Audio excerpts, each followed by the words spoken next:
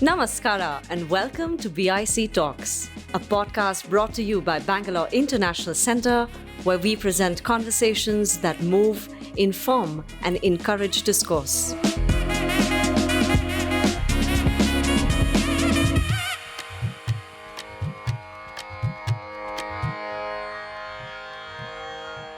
It's less of a book promotion event, rather a discussion that I have been holding all across the country at various forums.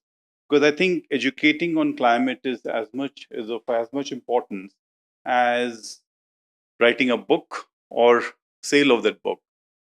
Essentially, because and I've also reached out to Ministry of HRD to look at introducing climate as a subject. I know environment and pollution are subjects in our schools, but climate is a different genre. And I think an early understanding of the subject would help our future citizens to understand this better. Me and Navinita had a discussion before we started exploring what we're going to say today, and we thought we will also do some discussion on some basic points about what is sustainability, what is sustainable development, what is climate change, because these are words which are thrown around and we often just confuse it with environment and pollution. It actually is not so. We need to understand them as concepts and what is really happening in policy space, technology space, finance space, what is happening in jurisprudence globally, Indian jurisprudence. So let's start with.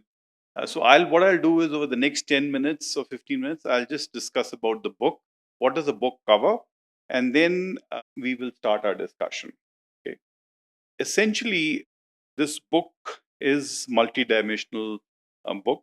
It is comprehensive and meets an urgent appeal to reimagine how we govern one of our most pressing challenges of our time. This book weaves together environmental science, legal frameworks, policy analysis, financial mechanisms, global strategies to confront the complex reality of climate change. At the core of this book it rejects the outdated view of climate change as merely an environmental concern. Instead, it presents a multidimensional issue, a problem that intersects with law, economics, human rights, governance, and technological development. Its central thesis is that fragmented responses, both globally and nationally, have proven ineffective. Without integrated, enforceable, justice centric legal and policy framework, the gap between climate promises and climate progress will only widen. The foundation of the book. This book opens with clear and urgent message that climate change is a planetary emergency. It is not a distant threat, but a present and escalating crisis. Scientific data, particularly from Intergovernmental Panel on Climate Change, provides that foundation.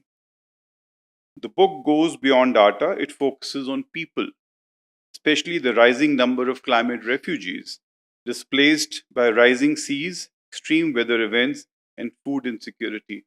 I thought I had only read about this till I went in March this year to Malta. There was a Commonwealth Lawyers Conference, and I was addressing a session on climate justice. Some lawyer from the Caribbean sitting in the audience rose after my presentation and said, my house is actually 6 feet below the sea level. The government has built a wall around the coastal waterfront, but I am sitting 6 feet below the sea level. So it is actually a reality which is facing a lot of human beings across the globe. And therefore, today, if you look at her, what is the asset value of that house? I mean, if she wants to leave and become a climate refugee and go to Australia or somewhere else, she really has lost all the money on that house or that asset. So, this is creating displaced by rising seas, extreme weather events, and food insecurity. These individuals, the book notes, are still not recognized under international refugee protection. This is a book with result of years of research, frustration, and hope. It is written to bring together the fragmented worlds of science, policy, finance, innovation, and law into one cohesive framework because time for piecemeal efforts has long passed. The book is organized into 8 thematic chapters, each representing a critical pillar in the climate discourse, from the foundational science to global treaties, national implementation, and emerging legal trends. Each chapter builds on the last to provide a holistic understanding of climate governance landscape. Climate science and legal recognition. The first chapter sets stage with scientific evidence. It explains the causes and impacts of global warming, greenhouse gas emissions, biodiversity collapse, rising sea levels, and intensifying weather patterns. But critically, it introduces the legal implications of the science, how courts, law, and international treaties must acknowledge and act upon scientific warnings. The concept of climate refugees is discussed not as a futuristic concern, but as a present day legal gap. This framing creates an early bridge between climate science and law. This chapter traces the evolution of global climate agreements, the Vienna Convention, the Montreal Protocol, the UNFCCC, the Kyoto Protocol, and the Paris Agreement. While diplomatic milestones are acknowledged, the book offers realistic critique. Many of these agreements lack binding enforcement mechanisms. For example, the Paris Agreement relies on voluntary, nationally determined contributions with no legal accountability for non-compliance. Legal doctrines such as common but differentiated responsibilities are examined, highlighting the global tension between climate ambition and climate equity. Climate policy and India's legal framework. The key strength of this book is its focused examination of India's climate governance. It analyzes the National Action Plan on Climate Change and the 8 national missions, such as those on solar energy, water, agriculture, and sustainable habitat. India's updated NDCs, reducing emissions intensity by 45% and sourcing 50% of electricity from non fossil fuels by 2030, are highlighted. Yet, the book does not shy away from addressing the implementation hurdles, bureaucratic fragmentation, and the need for stronger intergovernmental coordination. It emphasizes proactive role of the National Green Tribunal and the Indian judiciary in advancing climate justice using tools like polluter pay principle, the precautionary principle, and the right to healthy environment under Article 21 of the Constitution of India. So the book also touches upon climate technology. It's not just focused on climate law. I think if you don't understand science and technology around climate, you will never be able to understand the subject of climate. The fourth chapter explores the role of technological innovation in combating climate change. It reviews advancements in solar and wind energy, green hydrogen, carbon capture and storage, and electric vehicles. The book asserts that while technology holds enormous potential, it cannot function in isolation. It must be supported by strategic policies, financial incentives, and international collaboration, especially in enabling technology transfer to global south. Climate finance and equity. This chapter identifies finance as a linchpin of climate justice. It explores green bonds, carbon trading systems, the Green Climate Fund, private investments, and public finance instruments. It critiques the failure of developed countries to fulfill $100 billion per year climate finance commitment made under the Paris Agreement. However, the book highlights the rise of greenwashing, where entities falsely claim climate friendly practices which erodes public trust and accountability.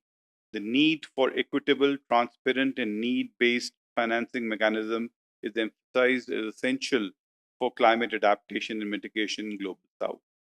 Comparative analysis is provided through case studies. Countries like the United States, where the Inflation Reduction Act was brought in by the Biden government, the European Union, where its Green Deal and the Carbon Border Adjustment Mechanism will come biting at Asia and the rest of the global south, Japan in leading hydrogen fuel innovation, Brazil in managing forest conservation alongside development, Saudi Arabia's transitioning from fossil fuels towards diversification.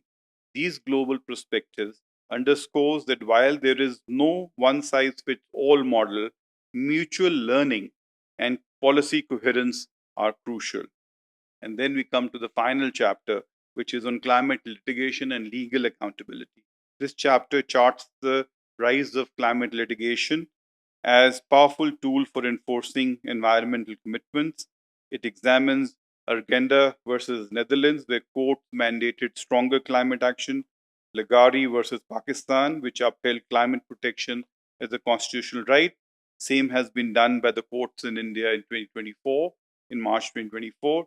Juliana versus United States, where youth sued the government over intergenerational climate harms. In India, climate related rulings on pollution, mining, forest degradation showcase how courts are evolving into climate accountability platforms. The book anticipates a surge in PILs, transboundary dispute, and investment treaty claims. There is an entire section of annexures and legal resources given as part of this book, which is part two of this book, and constitutes legal texts, treaties, case law excerpts, and policy tools, transforming the book from a theoretical exposition into a practical toolkit for policymakers, researchers, litigators, and students. In its concluding remarks, this book delivers a powerful message: we are out of time. Climate change is not waiting for political consensus or financial convenience. The law must rise to match the scale of the challenge. The world must move from voluntary pledges to binding obligations, from fragmented policies to coherent legal action, and from diplomatic performance to accountability and justice. This book is not just a chronicle of challenges, it is a blueprint for reform. It equips readers with intellectual and practical tools to engage with climate governance meaningfully, critically, and urgently. Thank you very much. Good evening, everyone. Thank you so much for being here. And thank you, Mr. Cheema, for that summary of the book. I think a lot more if you delve into it. And thank you to everyone for being here. There are not enough forums where we are able to discuss topics like this with people who are outside the work that we do in the sustainability and the climate space. So having the opportunity to engage with people outside of the framework with everyday people and because this affects our everyday life. Before we start and we have a discussion with Mr. Cheema, I want to give a quick story. A professor of mine of developmental economics used to always say that climate change is a churning. And he used to say that every day to us and drill that into our head. And that always reminds me of the story that my parents told me when I was younger of Samudra Manthan, where the oceans are churned for nectar. And the first thing that surfaces is not the amrit, but halahal, which is the poison, right? This poison is so potent that it could darken the skies. Creation could only continue because someone could hold that poison back. Well, our growth story of human beings in the last 2 centuries is somehow like that. We have created prosperity, development, we have industrialized, we have made our everyday lives easier, but that came at the cost of a poison in the commons, which is the greenhouse gases that we have had to emit to be able to do that. Now, climate action asks us that we do 3 things to mitigate that poison. One is that we contain the poison, that we contain the emissions and further harm that we're creating in the environment. Second is to care for those who are already hurt by this poison. And that is what we call adaptation and mitigation, right? That we make up for the loss and the damage that is caused to people already in the last 2 centuries. And then that we set rules that keep us from creating more of this poison. And that is where Mr. Cheema's book comes in, where we talk about the law and the policy frameworks to be able to do that. Well, tonight, what we'll try to do is look at these rules and ask a simple question. What actually works and what must we do next? Thank you, Mr. Cheema, for having me here and to BIC. In the next 40 minutes, we will split the session into 3 sets. The first set we want to look at, like Mr. Cheema also alluded in his opening remarks, is looking at the shared vocabulary of climate, right? There are a lot of words that get thrown around in the newspapers and in climate discussions that seems very distant from everyday conversation. So we'll try to break that down. Second, we will look at what is the global rule book? What are the global policies? How is it affecting the policies back home here in India? And lastly, we will look at where India is right now. What is the progress that we have made? And what are some of the barriers that maybe we have put for ourselves for that change to happen? So, to start off with, Mr. Cheema used this phrase when we were talking in his opening remarks, is the word called, it's a phrase of global commons. What is global commons? Now, if you think of it, it is like the staircase in your building where it's not owned by everyone, but everyone accesses it. If something happens to it because of someone else, it affects your lives. And that is much the atmosphere that we live in, the actions here could affect people outside of that physical space. And that is the global commons. Mr. Chima, when courts and treaties speak of protecting the global commons, what duty of care falls on industrializing states? Is there a minimum standard that applies to everyone, irrespective of income? What are your thoughts on this? So I think you're alluding to essentially the principle of CBRD and RC, common but differentiated approach. Essentially, what is so for a layman, if you need to understand, industrialization has happened across the globe at various times and in various continents at its different pace. For example, industrialization happened in Europe and United States during a certain period, late 17th, early 18th century. There was a great sort of movement towards industrialization. It came much later because we were in South Asia, we were governed by the Western power. So some bit of industrialization happened here, but not at the pace at which the Western economies were achieving it, or rocking it, so to say.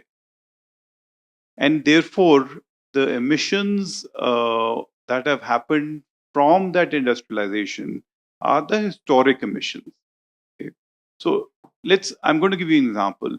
If the total carbon budget is 100, for example, that is what it will take for a tipping point from 1.5 and above degree temperature across the globe.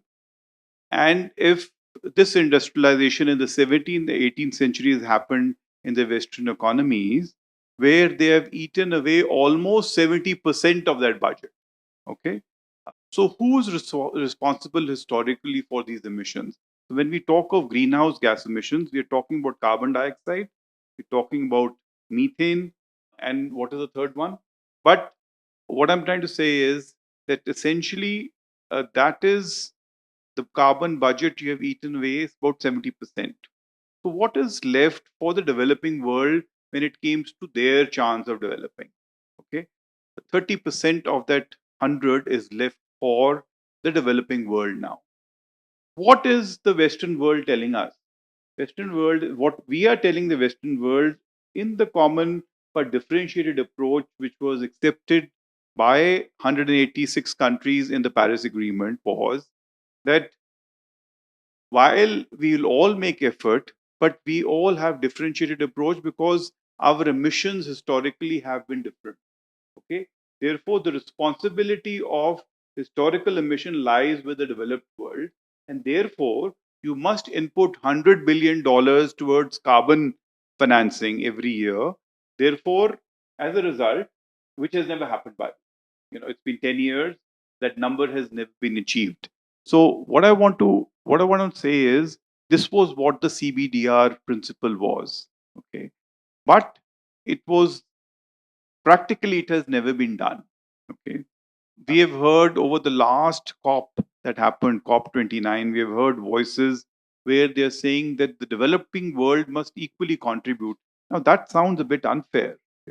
If you have basically emitted over the last 200 years and we have just about started our development, the cost of it must be borne by you and not by us. And therefore, that's where this common but differentiated approach needs to be understood. And that's what the developing world is asking for. And that's why it is asking for that $100 billion to be funded towards the carbon financing that is required under the Paris Agreement. I just want to read you one paragraph on this CBDRC doctrine. It refers to a environmental degradation with transboundary impacts such as greenhouse gas emissions, plastic waste in oceans, and ozone depletion, the principle of common but differentiated responsibilities and respective capabilities. RC stands for respective capabilities, acknowledges that while all states share the responsibility to address environmental issues, developed nations bear a greater burden to their historical contributions to emissions and greater capacity to respond. So that's essentially where the debate is. And that's what is going to be, I think, hotly debated even in Brazil later on this year, COP30. I have been part of some discussion with the Brazilians in Delhi on the subject. So I think this will be now with the United States pulling out, I think it will become very, very interesting to see how it all pans out at COP30. Which incidentally, the indigenous communities there have been complaining that indigenous forests have been The culled Amazon forest has been to make space for COP, right? So that just tells you, even in the climate world, no one is perfect. With respect to what Mr. Cheema just said, essentially, fair share does not mean equal share. What is fair is that those who emit more and can afford more should pay more and should contribute more Correct. towards it.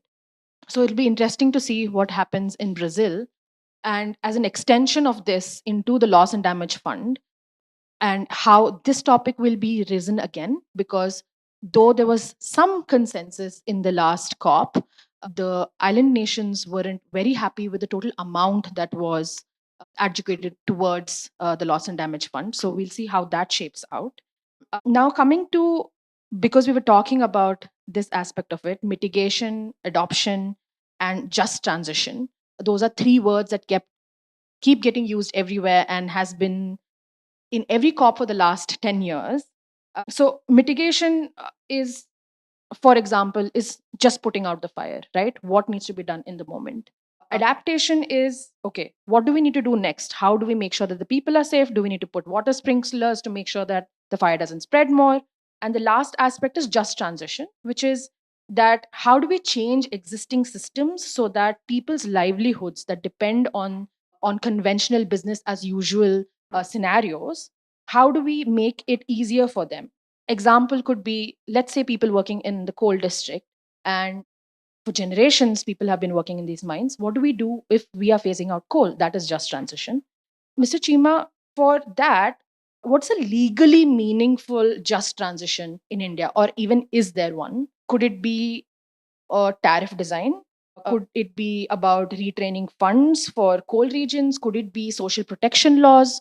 What do you think could be that could work in the legal mandate that would help with just transition in the Indian context? So, in Indian context, if you see, we will have to see where are the maximum number, where is the maximum amount of carbon dioxide and methane coming from?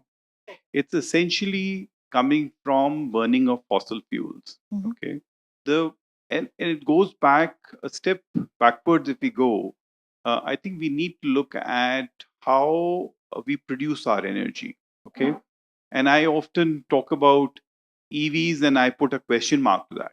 Okay, and I'll tell you why I put a question mark to that. Now, you'll have to see the chain, how that energy is produced. Okay, essentially, if you're burning coal and producing electricity through thermal power plants, okay, now that's directly fossil fuel burning. Okay, and I'm just coming to the basics so that everybody understands where we're coming from. And if you are charging your EV vehicle from burning fossil fuel and through a thermal power plant, look at the chain. Coal going to thermal power plant, production of electricity, and you're charging your EV vehicle through that. Is it is it green all the way? No, it's not green all the way. Okay. Therefore, I think what we need to look at is in terms of allocation of how we shift from the production of our energy from coal, which is today almost more than 50%, if you look at it. We import rest of the energy, about 85% from the other parts of the world, from 7, 8, 9 countries from across the globe. So, and that is all in form of crude that we get. We also get some LNG as a fuel, which is a much cleaner fuel than as opposed to fossil fuel per se. But we are yet to sort of make a big transition to hydrogen, which is an alternative. The green hydrogen, we already produce gray and blue hydrogen. That is still Byproduct of existing industries. Correct. So green hydrogen is what will really revolutionize in terms of our transition. Nuclear energy, which is much more cleaner. Okay, I think the government now recently has started looking at it more closely. I think that's a welcome step. We need to look what are the alternatives for us vis-a-vis transitioning from coal to green fuels or less polluting fuels, which does not produce SO2 and other greenhouse gas emissions. So I think that would lead to the really clean transition from the past into our future. Okay, how we produce our energy is the core of it. So energy transition becomes a very, very vital aspect of our transition in India. And I think that would solve a lot of other problems. Yeah, the aspect that you were talking about with nuclear energy, it's something that's a little close to my heart. I'm a little obsessed with it. But there was an International Energy Agency study that said that for the world to achieve net zero, according to the Paris Agreement, and for warming to be under 1.5 degrees, nuclear has to be part of the energy mix. So what we're talking about, different sources of energy, that's called the grid mix. Essentially, the power that comes to your house doesn't come from a single source. It comes from multiple sources. And everyone is trying to reduce the total carbon impact of that energy grid on a given day. So electrification is merely two-step solution. Greening the grid is the larger systemic approach to the solution. For example, France, look at France. Yes. 90% of energy produced in France is nuclear. Yeah, and in comparison to Germany, which used to have 36 nuclear power plants, after the Fukushima disaster, which happened across the globe, a lot of people had the nuclear scare. And basically, overnight, Germany shut down, other than 5, almost all of its nuclear power plants. And they saw the brunt of it in the last 5 years with the war, because they were importing a lot of their natural gas from Russia. And that led to energy insecurity for Germany itself, to the extent where people were selling coal shells in the black market during the winters in Germany. So tells you how short-term action really affects long-term achievement, even as simple as a reactionary mechanism to have in your policy perspective. So it has to be a mix of natural gas, LNG, nuclear, Yes. green hydrogen. I just was reading this morning that India is going to look at running a train with green hydrogen, Yes. which is already happening in China, which is already happening in Europe. And in shipping, it has been, it's been very successful. So I think it's a time tested. It's only about how do we now sort of make it safe, and also I think from move away from upscaling it from R&D to real implementation in project. Yes. So Airbus does this really interesting study and work in the Southwest in the UK, where all they're trying to do is creating a green hydrogen economy. Correct. So there is a lot that we can borrow from there to see how we can create a green hydrogen economy in micro locations. Correct. Instead of looking at a central plant. Moving a little ahead from the policy perspective to the expectation that people have from courts, right? People think that courts can do anything, that they are the panacea. But at the end of the day, they interpret laws, they set guardrails, but they don't make or write these tariffs. Yes, the court's recognition of right to be free from adverse climate impacts can reshape India's future. But I was wondering if there are instances where, in India or elsewhere, where courts have recognized the climate essentialities. However, the reality on ground has lagged. The outcomes, however, haven't paid off. even though the courts have supported such actions? So I think we'll have to juxtapose India's position vis-a-vis what has happened in the West. The jurisprudence in the Western world, if you really look at it, this is not to undermine. I mean, our environmental jurisprudence is fairly robust, I must say. We were the pioneers in some of the principles that the world has followed. Okay. Every textbook had an MC Mehta case. Correct, Yeah. correct. Even the global books covered MC Mehta in one form or the other. So I think in terms of environmental jurisprudence, I think our Supreme Court has done wonderfully well. And it started way back in the 80s, when European courts were not even looking at it from that deeply. But they have been ahead of us in terms of climate jurisprudence. Okay. And particularly in the human rights space. So the litigation, which is part, you will read in chapter 7 of the book, which I've authored, is that essentially European courts, American courts, other courts around the world, where, for example, 5 elderly women have gone to the European Human Rights Court and said that government is not doing enough to protect our health. Okay, and therefore my right to life is jeopardized. Okay, young children have gone to the court. One example of I'll talk about the horizontal effects of climate change. The Shell judgment of 2024 is a prime example of that, where it's not left. See, fundamentally, the constitutional rights are basically vertical. It's from citizen to the government. For the first time, the courts in Netherlands have now recognized that those rights can also be horizontal. Okay, horizontal how? If a company, a private company operates and creates adverse effects of climate change, which is likely to affect the health and the well-being of the citizens of the country, then the courts will also go horizontally to this company and penalize them, okay, or give directions to them. And Shell case is one example of that. So what I'm saying is their jurisprudence is well ahead, but we are not behind. In 2024, if you know, in March 2024, the great bustard case that we all know, enough has been written and spoken about it, and I won't spend much time on it. If you can just summarize briefly. Sure. So what happened is that in this particular case, M.K. Ranjit Singh is basically a forester, and he filed a writ, and eventually it came up to Supreme Court. So I'm actually now not going through what had happened at the NGT and other places. In Supreme Court, basically the argument was that the great Indian bustard is a very rare species in Rajasthan, and these overhead electricity transmission or setup is affecting the health, and basically these birds, when they fly, they get stuck into these wires, and a lot of them are dying.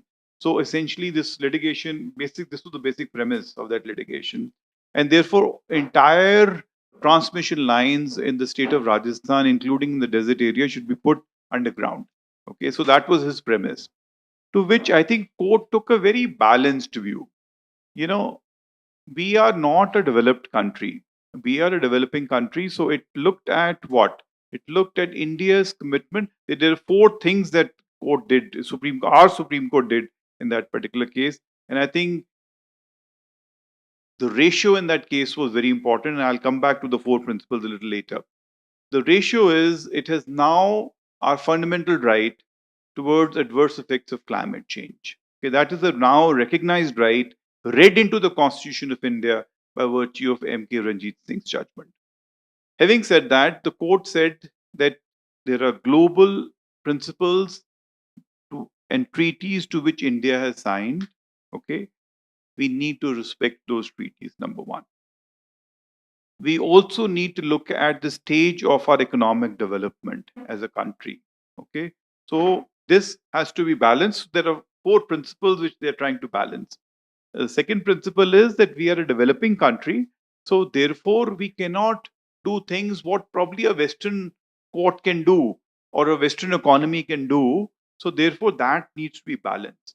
Okay. Number three is obviously it said that we want to protect the rights of the great Indian bustard, which is also a rare species per se.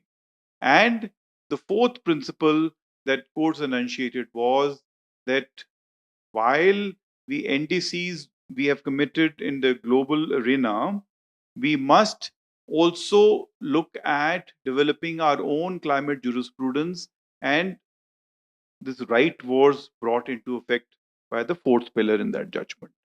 Okay, so there were four things that were done, and I think a very well balanced judgment as far as Indian jurisprudence is concerned.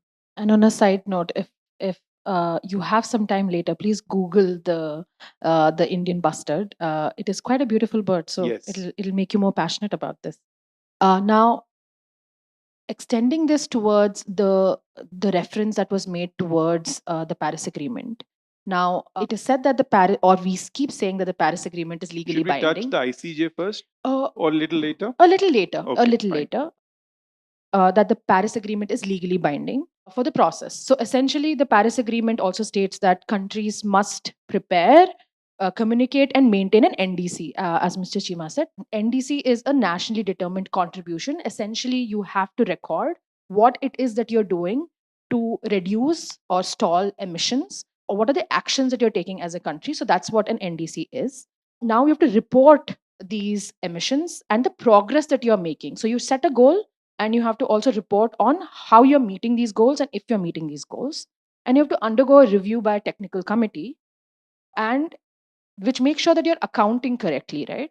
What is, however, not given or enumerated in the Paris Agreement is, with fines, is how ambitious your target is, right? So, given the architecture of this legally binding agreement that most countries are signatories to, including India, what actually forces this change? Is it peer pressure? Is it the markets? Is it the financial accountability? How do we get countries to comply with these NDCs and make sure that they are in line with the commitments that they have made? So I just want to clarify.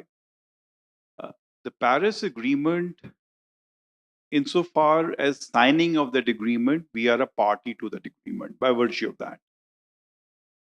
But the nationally determined contributions are voluntary. They are not binding. Okay. So I am saying, for example, the Glasgow summit, 2 summits before last, India said that while the rest of the world is going to achieve its net zero by 2050, we said that we will achieve our net zero by 2070.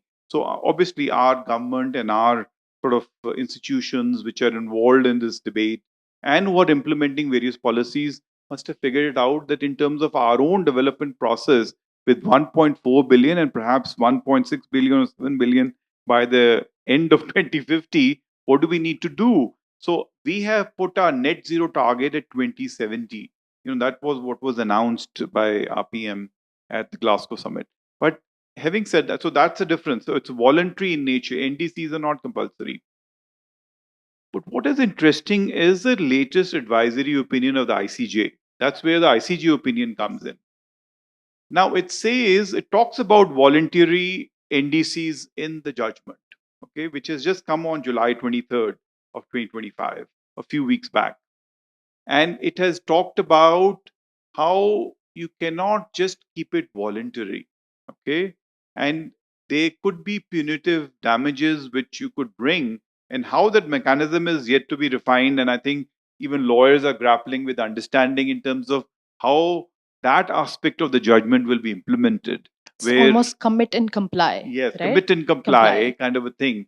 So if you are saying that in the previous NDC, now we're going to give a new NDC, our new NDC commitment will come in the COP30 this year.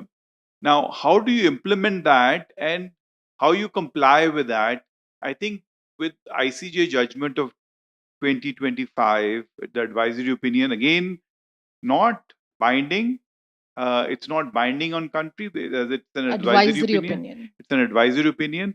But nevertheless, I think it will have its own bearing in terms of how governments across the globe will see and determine their NDCs, my guess is they will be more conservative in terms of how and what numbers they project in terms of achieving by 2050 or by 2030. There is another sort of milestone at 2030. We have said that our goal of moving away from fossil fuel to green fuels will be 50% less of fossil fuels by 2030. I mean, that's our commitment that we've given.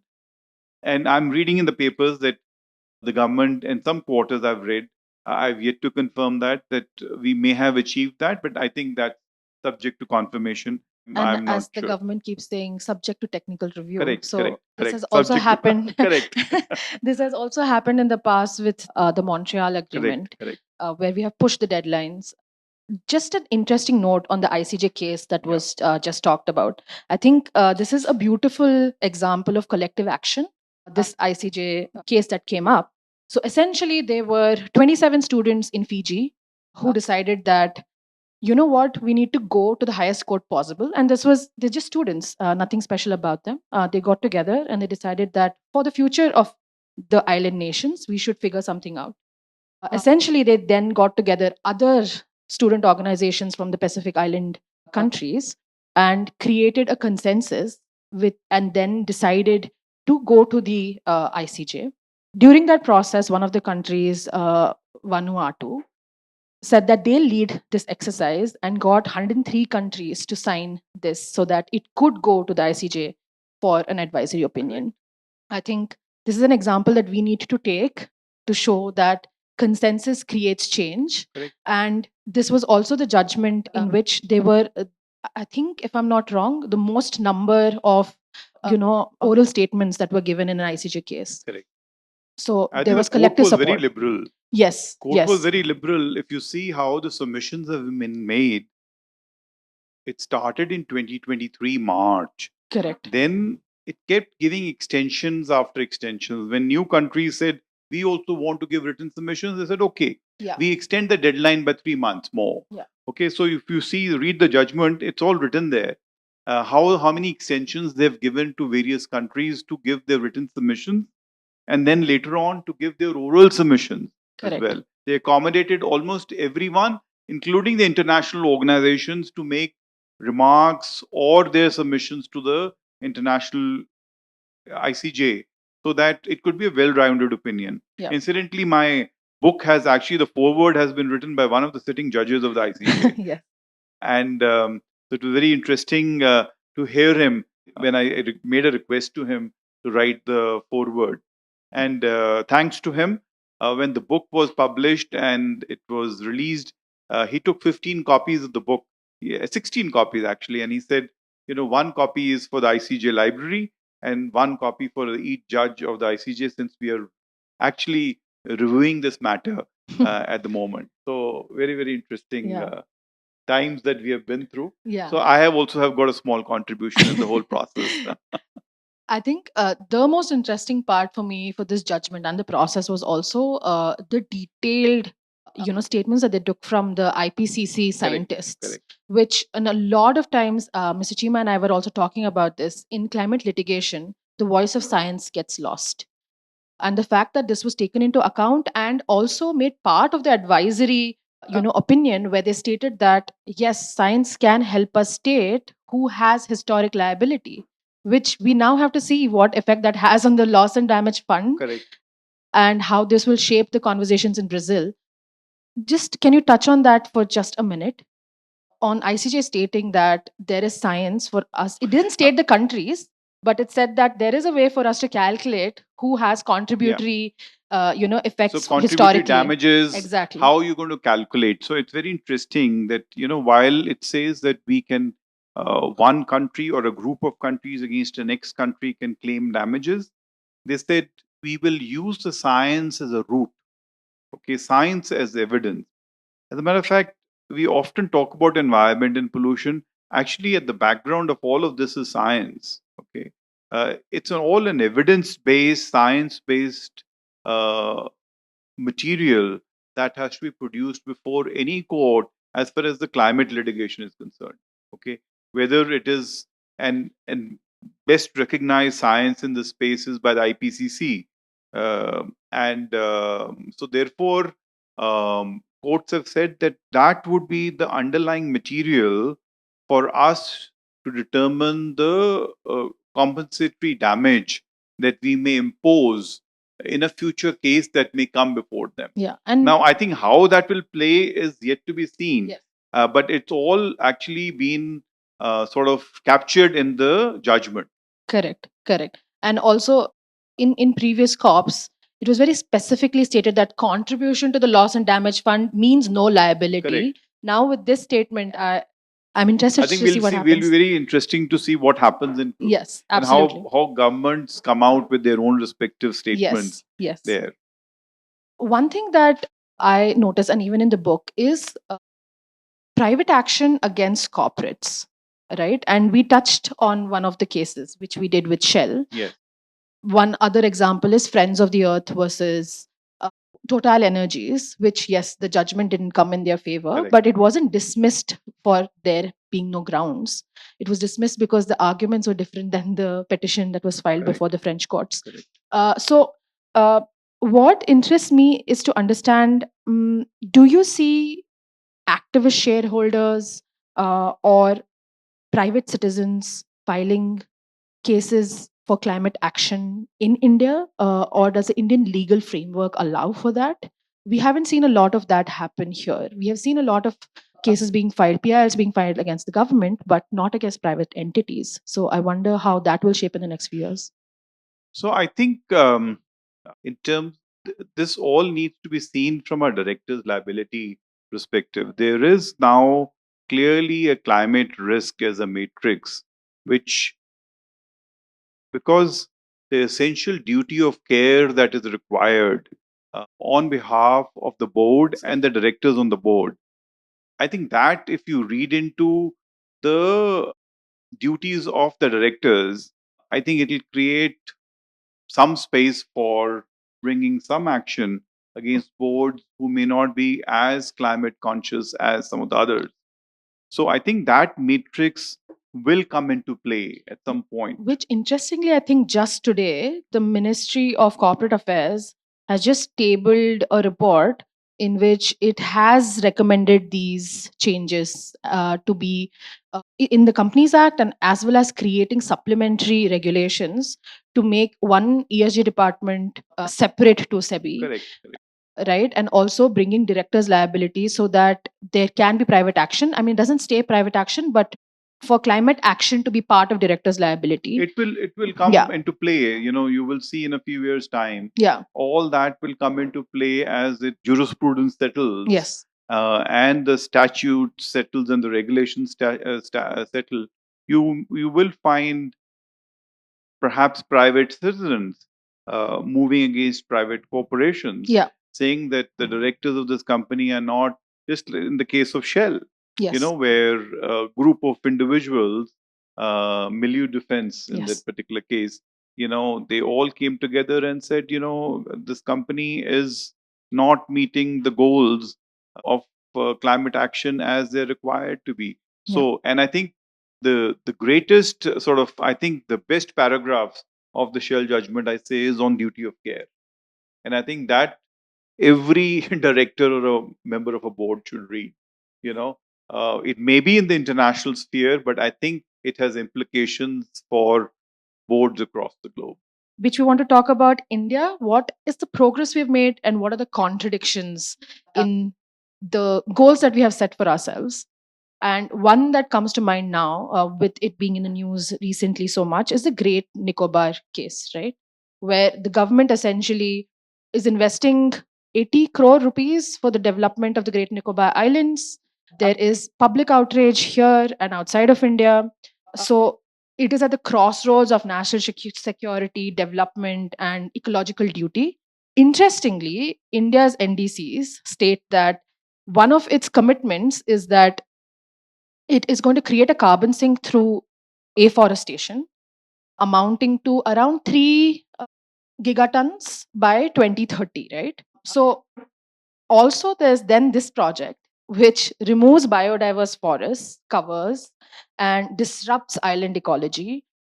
and undercuts these carbon sink goals that we have given for ourselves, and in some ways doesn't allow for adaptation or resilience in such a delicate ecosystem. So, what would then be India's response to this criticism? How do we justify this? Okay. So I think if you read in the newspapers, every single day, perhaps one or the other article talks about sustainable development. Okay.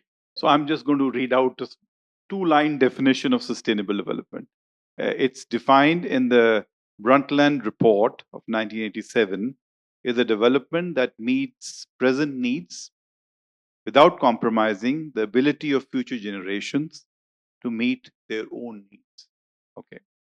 Now, whether it is development of those islands, okay, in terms of disturbing the existing biodiversity, okay, or as we were talking earlier, the case of Himachal Pradesh and Uttarakhand for that matter, we kind of devastation that we are seeing year on year that is happening because of human intervention. The kind of human intervention that has happened in the biodiversity and the ecology space there, we have ruined it. Okay. And therefore, as a result, we are finding what are the climate events that are happening. This morning, I got news that it has just been simply pouring in Delhi. Okay. And my colleagues could not reach the court. They were taking all their hearings online. Fortunately, we have that facility in Delhi where you can attend a court online. And they were taking it from cars, and I was taking it from my hotel room here in Bangalore. But having said that, I think whatever development that we do, we must keep in mind the intergenerational equity. Okay. I think that's very, very crucial in terms of what we are going to leave behind for the next generation. You see, remember we started with a carbon budget? Okay. Now that budget is depleting every day. Your and mine coming here this evening has a carbon footprint. Okay. We are all creating emissions by coming here. Not that we should stop that. Okay. But there is a way to counter that. Okay. I'll give you a small example. Before I published this book, 2 years before I published this book, I actually laid a mini forest. Okay. I laid a mini forest to offset the printing of this book. Okay. It was a Miyawaki forest laid of some 1500 plants. And today, if you see that Miyawaki forest, you can't walk through it. Okay, it's absolutely totally dense forest. Till about a year and a half back, they still had some passage left to service the forest, but now that passage is also closed. But what I'm saying is, it's all about individual responsibility at the end of the day. Okay, the government, the courts will pronounce its judgments, the governments will do their work. Okay, but at the end of the day, it's your and my planet. Okay, and if you and I don't take care of it, I think we cannot shift the blame on somebody else. So, how do I reduce my carbon footprint is something that we need to review on a daily basis ourselves. We have actually been a land which has lived in a very traditional way for centuries. Okay, we are moving away from that. Okay,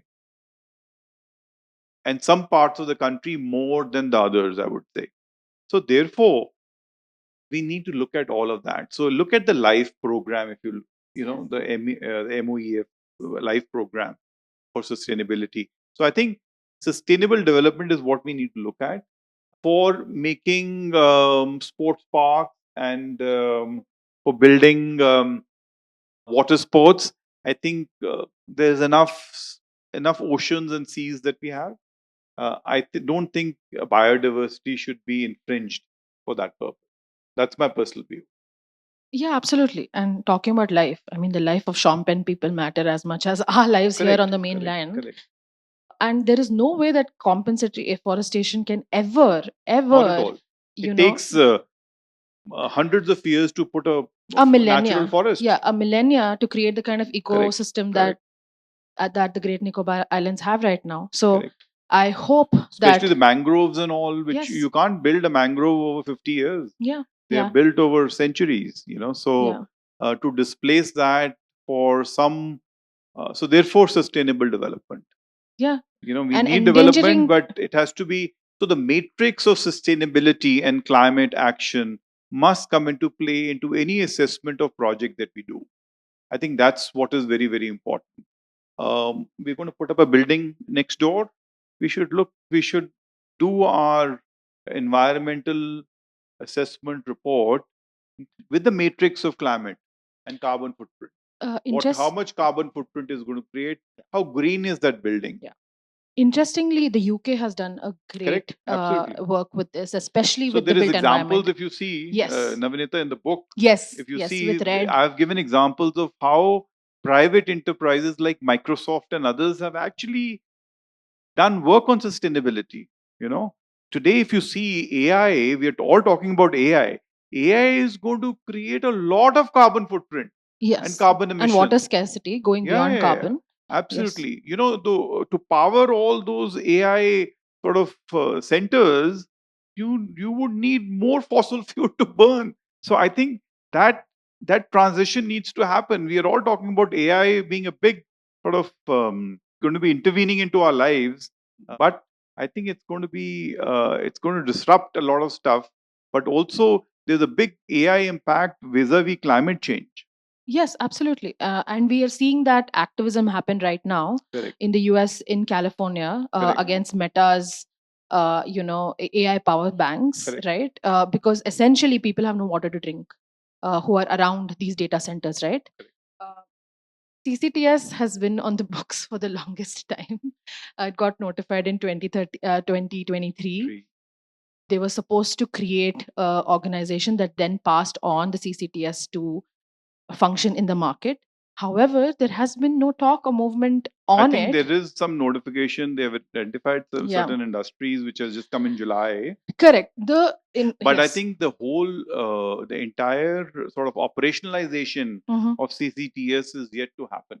Correct. And I think that will play a very pivotal role. And I think I have always been an advocate as far as the carbon credit trading system. CCTS stands for Carbon Credit Trading System. Now, the carbon credit trading system also needs to go down to a common man. It doesn't need to be only for institutions. It should be for individuals as well, because that, according to me, will bring individual climate action into play. And I feel like now it's need of the hour with CBAM just knocking down all walls for Indian business. So CBAM is cross-border adjustment mechanism that is passed by the EU. Essentially, let's say there is a piece of plywood, right? There is a piece of plywood that is produced in EU by companies that are in EU, and there is plywood that is produced here in India. Now, because EU has stronger environmental laws, how that plywood gets made, the total carbon impact, which is called embodied carbon, is much lower than, let's say, the plywood that is sourced from India. Now, the cost border mechanism says that we can't let this happen. One, our businesses inside EU are paying the cost for it. And essentially, if anyone's importing this, then if there is a total cap for a particular product, if you exceed that cap, then you have to pay a border duty, right? Now, the context for this is around 40% of India's steel gets exported to the EU, 28 to 30% of aluminium gets exported to EU. So a lot of India's heavy industries depend on EU for business, close to 1.8 billion every quarter. So we have been in discussions with the EU for the longest time. We have not come to any consensus. However, one of the points that they make is that India doesn't have a emission set goal for heavy industries. So I guess now is the time for us to legalize the framework and for us to put it into practice. Correct. Also, I think Japan has been really talking a lot about CBAM, because they also export a lot of steel to other parts of the world. So Japan has actually been at the forefront of this carbon border adjustment mechanism, which is seen by us, India, as a non-tariff barrier, essentially. And about 2 years back, I wrote an article on this in the Business Standard, how this is impacting us and the Japanese and other such heavy industries in various parts of the world. So I think that's worth reading. Yeah, you know. absolutely. And just to give more context, so if CBAM was to be law today and India had to comply, it would be around 5,000 rupees per ton of CO2. So Correct. to give context, to manufacture 1 ton of steel, let's say that we use for construction every day, it creates 3 tons of carbon in exchange, right? So just do the math. That's how expensive it's going to be for them to import, and that's how much business Indian heavy industry is going to lose. Coming to the last part of this, and we wanted to keep this, and that's how we wanted to cap the discussion, is with the Ridhima Pandey case. So, just for context, so Ridhima Pandey case is a 9-year-old girl from Uttarakhand who filed a case in NGT saying that the legal regime that's regulating carbon emissions, that the country isn't doing enough, and that framework isn't as strong as it should be, and it's not aligning with the Paris Agreement. The NGT gave a final order stating that it's assumed that if there any environmental laws that are in India are effectively in compliance with the Paris Agreement. Now, this has gone to the Supreme Court, and the Supreme Court flagged the need to examine the legal regime regulating carbon emissions and appointed Mr. Cheema and Sudhir Mishra as Amicus Curiae to assist the court in the matter. So I'll let Mr. Cheema take the floor and give us more context. Okay, so I'm not the party to the litigation. Yes. I am an amicus to the court, and I'll pretty much stick to my written text on this because the matter is sub judice. Yes. Navnita has already shared the basic facts of the case. It's no different from, remember, I had earlier mentioned in our conversation about 5 European women, elderly women, filing a case against the government saying that you're not doing enough in climate action. It's affecting our health. Therefore, it's affecting our right to life. And therefore, the government should take some more climate action and protect our health. So this is no different from that. And I think it's the first carbon emissions case in India of its kind. Having said that, there are 2 orders which have so far been issued by the court. One order came in February of this year, where court has recognized the importance of climate action and climate change as an important aspect of discourse before the courts. And I think that order is here. I have the copy of the order. The last hearing, since it's all a matter of public record, so I'll only talk about that. Let me talk about the approach of the court on this for a bit. The approach of the court is that all parties, whether Ridhima Pandey or Union of India, or for that matter, even Amicus or the judges for that matter, everybody is affected by the adverse effects of climate change. Okay? And therefore, all the parties need to work together to find a solution. So let this not be an adversarial process. Let this process be more conciliatory, where we hear each other's views and find a solution to it. So I think that's what I read of the court in that matter. Okay. And I think we have been twice reminded of that this is not an adversarial process. This is a process where we want to achieve positive results. And that positive result would mean positive for India, and all Indians for that matter.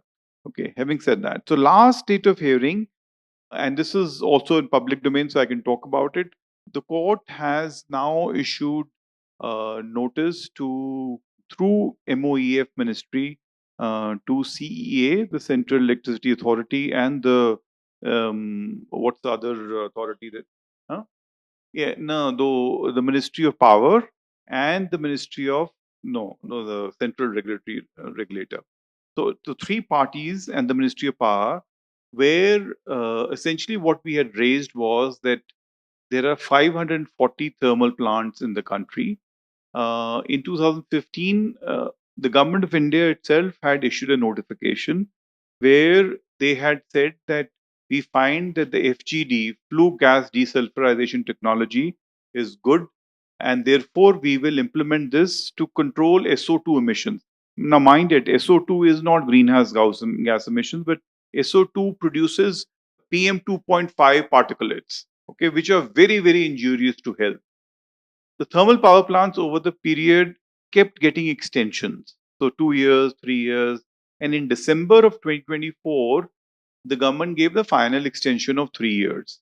Now it has come out with a notification in July, I think 13th notification, where it has said that FGD is not perhaps necessary, and we will look at it from a case to case basis. The notification is there in place. So we said that, it seems that this is like shifting position from what was the original position. Therefore, that has now, all those three parties have been asked to sit and discuss and make a reply. And I think we are awaiting a reply from the ministry. So that's where the case is right now. I think we're all working together in that matter.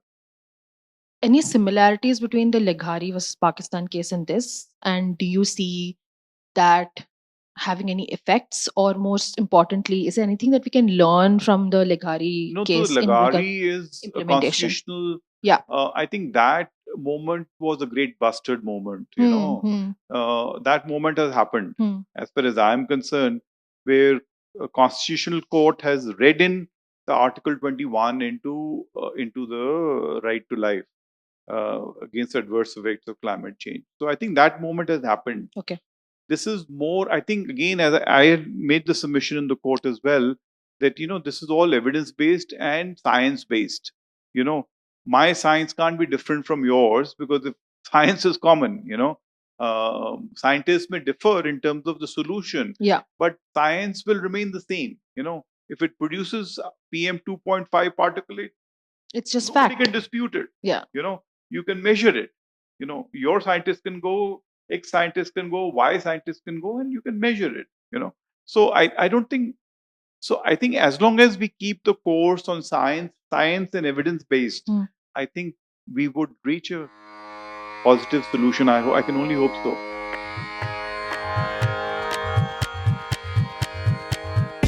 You have been listening to BIC Talks by Bangalore International Centre. If you liked what you heard, do follow us on social media. Keep up with our programming by signing up for our mailer on the website, or leave us a review on Apple Podcast or iTunes. The crew that makes these podcasts possible is S. Sarvana Raj and Ranjit Kumar on sound supervision and production. Artwork is designed by Chandani Venkataraman of Crisscross Design Studio. Don't forget to subscribe to our channel on your favorite podcast platform. It can also be accessed on our website, bangaloreinternationalcentre.org. This is Sunaina Jain signing off on behalf of everyone at BIC.